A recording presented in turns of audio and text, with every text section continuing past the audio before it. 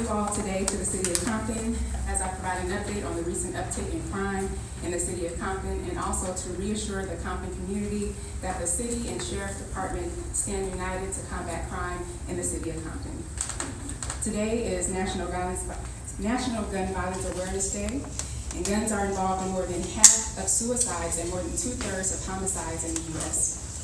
There are more than 30,000 firearm fatalities each year in the U.S., and more than 80,000 non-fatal injuries requiring emergency medical care or hospitalization.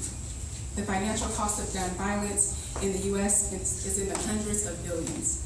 This amount does not account for the psychological toll on those directly or indirectly affected by gun violence, such as those who witness or fear gun violence in their communities. The recent surge in crime is not isolated to the City of Compton. Crime is up in surrounding communities throughout Los Angeles County, as indicated by the Los Angeles Times article in 2015, which indicated that crime is up over 30% countywide.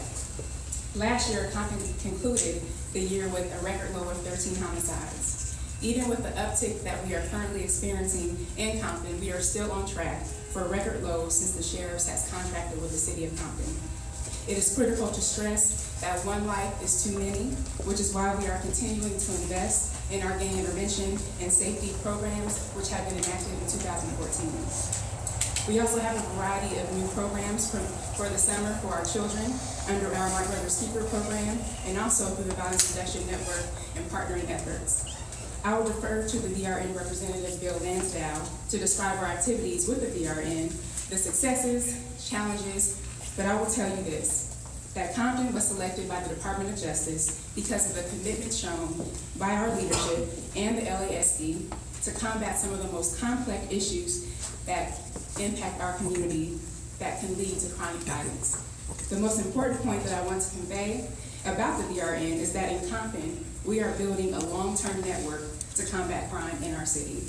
But preventing violence is critical in eradicating the systematic issues that have plagued our city for decades. Crime and violence are symptoms of systematic failures. It is imperative that the city, the school district, and our community college collaborate and work hand in hand to improve the conditions that lead to crime and poverty. Preventing crime begins in the home, extends to the schools, and not every child is blessed to have a strong family network, which is why we rely on our schools and our community to help intervene when children show signs of trouble.